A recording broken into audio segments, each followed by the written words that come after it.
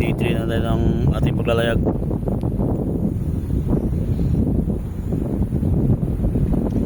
Yan yung isla na yan, yung Concepcion, Romblon.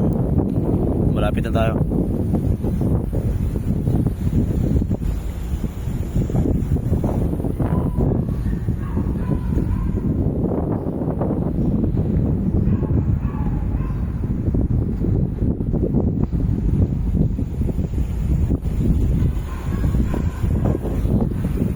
Kahit pa paano, marami na tayong islang nakikita.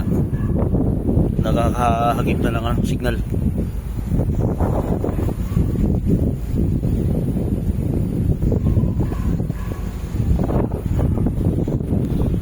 Pang day 3 na natin.